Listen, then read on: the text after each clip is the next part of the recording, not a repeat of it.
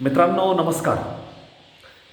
आई वडील नसलेला पती हवा तर बायोडेटात तसं स्पष्ट लिहा, असं कौटुंबिक न्यायालयाचे न्यायमूर्ती ज्ञानेंद्र त्रिपाठी जे बरेली बदायूं येथील कोर्टात न्यायाधीश आहेत, त्यांनी आपल्या एका घटस्फोटाच्या न्यायनिवाडा प्रकरणात असं स्पष्टपणे लिहिलेलं आहे. आणि त्यांचं असं स्पष्ट म्हणणं आहे की ज्या वधूंना वर हवा आहे, म्हणजे पती हवा आहे, पण पतीचे आईवडील नको आहे, त्यांनी आपल्या बायोडेटामध्ये म्हणजे वधूवर सूचक मंडळात आपण जो फोटो आणि मुलाचा अथवा मुलीचा जी काय वैयक्तिक माहिती आहे, कौटुंबिक माहिती आहे ती देतो. त्याच्यामध्ये हे स्पष्टपणे नमूद करायला हवं की पतीचे आईवडील नको किंवा आईवडील असलेला मुलगा पती म्हणून नको. आता घडलं असं की बदायूं येथील कौटुंबिक न्यायालयात शुभाशिष म्हणून एक व्यावसायिक होते. त्यांच्या घटस्फोटाची केस तिथे सुनावणीसाठी आली होती. म्हणजे ही साधारण 2024ची वगैरे घटना आहे. आणि ह्या घटस्फोटाच्या दाव्यामध्ये जेव्हा दोन्ही पक्षांनी आपापल्या बाजू मांडल्या तेव्हा न्यायमूर्तींच्या लक्षात काही गोष्टी आल्या आणि त्या गोष्टींवर निरीक्षण लिहिताना किंवा ऑब्झर्वेशन्स जे म्हणतात ते नमूद करताना त्यांनी ही बाब स्पष्टपणे तिथे अधोरेखित केली.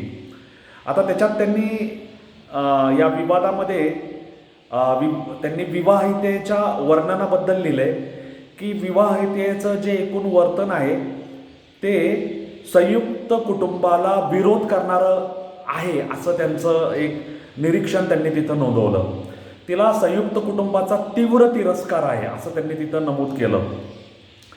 आणि विवाहितेची जी छायाचित्रे न्यायालयात सादर करण्यात आली होती तेव्हा विवाहितेने विवाहिता म्हणून असलेले जे सौभाग्य अलंकार आहेत, म्हणजे मंगळसूत्र असेल किंवा भांगेत कुंकू भरणं असेल किंवा बांगड्या परिधान करणं असेल, जोडवी असेल किंवा वधूचा म्हणून एक पोशाख असतो, डोक्यावर पदर असतो, तसं काही परिधान केलेलं नाही आहे असं न्यायमूर्तींचं एक निरीक्षण त्यांनी नोंदवलेलं आहे. आणि म्हणजे या शुभाशिष यांनी जी घटस्फोटाची याचिका दाखल केली होती त्यात त्यांनी नमूद केलं होतं की विवाहाच्या 1 वर्षापश्चात पत्नीने माझ्याशी वैवाहिक संबंध ठेवण्यास सुद्धा नकार दिला आहे आणि ती माहेरी निघून गेलेली आहे. त्यामुळे न्यायालयाने हे पण नमूद केलं की विवाह आपण वैवाहिक संबंध ठेवणे, आपल्या कुटुंबाची पुढे वाढ करणे, पुढचा वंश वाढवणे यासाठी आपण करत असतो. आणि विवाहितेने जर संबंध ठेवण्याचाच नकार दिला असेल तर तो विषय गंभीर आहे असं त्यांनी नमूद केलेलं आहे. आणि संयुक्त कुटुंबाला ओझे समजणे हे सामाजिक रचनेसाठी एक फार मोठी समस्या आहे. कारण दिवसेंदिवस मुलींचे विवाह ठरणे, जुळणे, ते होणे आणि ते टिकणे ही एक फार मोठी सामाजिक समस्या दिसून येत आहे. म्हणजे आपण पूर्वीही या विषयावर चर्चा केलेली आहे की लग्न विवाह हा आजकालच्या मुलींचा प्राधान्यक्रम राहिलेला नाही.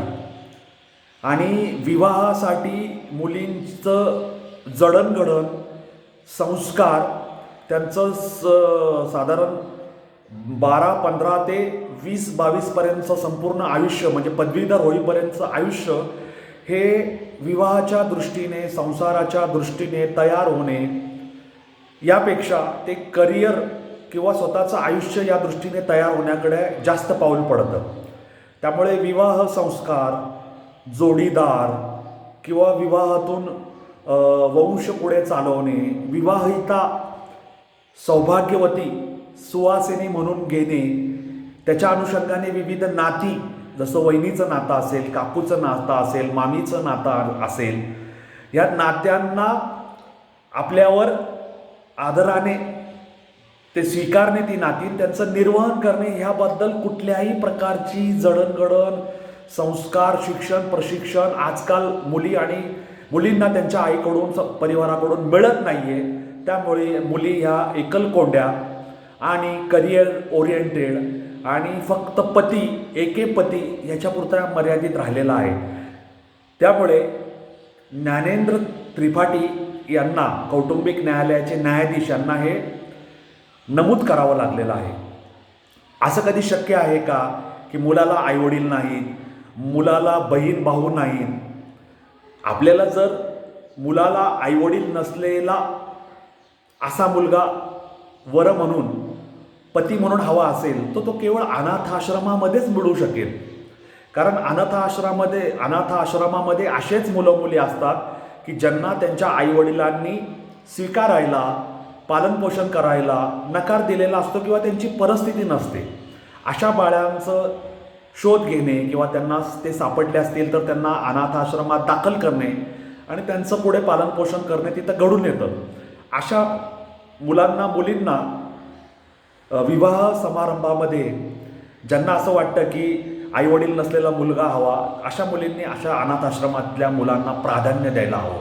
त्यामुळे त्यांचाही उद्देश साध्य होईल आणि अनाथाश्रमातल्या मुलाला पत्नीही मिळेल आणि पतीचे आईवडील म्हणजे सासू सासरेही लाभतील आणि तो कदाचित घर जावई व्हायला सुद्धा तयार होईल.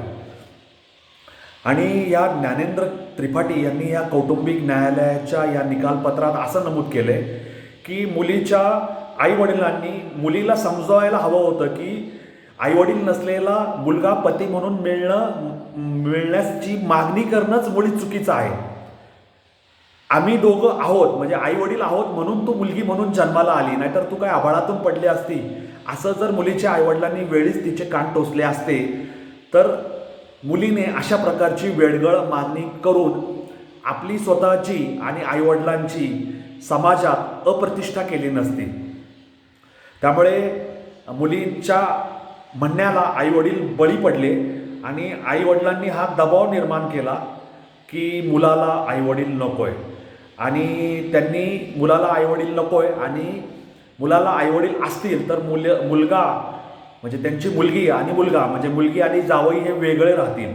त्यामुळे त्यांनी असा हा जो दबाव निर्माण केला तो निंदनीय आहे आणि तो विवाह संस्थेच्या विरोधात ते वर्तन आहे असं सुद्धा न्यायालयाने नमूद केलेलं आहे. त्यामुळे पालकांनी विभक्त राहण्याचं शिक्षण मुलींना देता कामा नये. त्यामुळे सामाजिक संतुलन हे बिघडतंय असं सुद्धा ज्ञानेंद्र त्रिपाठी बरेली बदायूं येथील कौटुंबिक न्यायालयाच्या न्यायमूर्ती ज्ञानेंद्र त्रिपाठी यांनी हे नमूद केलं आहे. आणि तरुण भारतच्या 6 डिसेंबरच्या अंकात ही बातमी प्रसिद्ध झालेली आहे. तरुण भारतचा हा अंक छत्रपती संभाजीनगर असेल, नांदेड असेल, बीड असेल, परभणी असेल या भागामध्ये प्रसिद्ध होतो. आणि तुम्हाला हवं असेल ज्या दर्शकांना प्रेक्षकांना जे हे माझा व्हिडिओ पाहताय तर तो अंक घेऊन ही खात्री करू शकतात किंवा न्यायालयात त्यांच्या ओळखीचं कुणी असेल तर त्यांच्याकडून हे निकालपत्र घेऊन पाहणी करून ते सविस्तर वाचू शकतात. त्यामुळे मूळ मुद्दा असा आहे की विवाह संस्था आपली मोडीत निघण्याच्या वाटेवर आहे. विवाह संस्था आणि कुटुंब संस्था येत्या 10 ते 15 वर्षात टिकून राहील का नाही मला तर शंका वाटते. कारण एकंदरीत जे आजूबाजूचं वातावरण लग्न आता तशी घडून येत नाही, आजूबाजूला लग्नाचं वातावरण नाही. लगीन सराई हा शब्दसुद्धा काही दिवसांनी शब्दकोशामधून बाहेर काढावा लागणार आहे. आणि लग्न ही प्रायोरिटी राहिलेली नाही आहे. मुलींची तर मुळीच नाही आणि मुलांची असेल तर मुलांना पत्नी म्हणून बायको म्हणून संसार करणारी मुलगी इथून पुढे मिळणे दुर्मिळ आणि दुरापास्त होत चाललेला आहे. आणि मुलींच्या एक एक मागण्या आणि अपेक्षा बघितल्या तर आपण मुलगी पाहायला न जाणंच उत्तम आहे असं वातावरण आहे. आणि त्याच्यानंतरही लग्न टिकेल का नाही याची खात्री कुणीच देऊ शकत नाही. व्हिडिओ पाहणाऱ्या लोकांना असं वाटेल की मी नकारात्मक बोलतो आहे, परंतु हे नकारात्मक असलं तरी सत्य आहे आणि सत्य हे नेहमी कटू असतं. त्यामुळे आईवडील नको असतील मुलाचे तर बायोडाटामध्ये तसं लिहा असं जे न्यायमूर्तींनी म्हणलं आहे ते सामाजिक परिस्थितीचं निदर्शक आहे असं मला वाटतं. तुम्हाला काय वाटतं कॉमेंट बॉक्समध्ये लिहून जरूर कळवा. माझा हा अनवट वाट यूट्यूब चॅनल जास्तीत जास्त लाईक शेअर सबस्क्राईब करायला विसरू नका. माझ्या चॅनलची लिंक मित्रपरिवारामध्ये भेट म्हणून द्यायला व्हॉट्सअपवर विसरू नका. एवढंच माझं तुम्हाला सांगणं आहे. धन्यवाद. जय हिंद, जय महाराष्ट्र, वंदे मातरम, जय श्रीराम, जय जगन्नाथ, जय सनातन. धन्यवाद.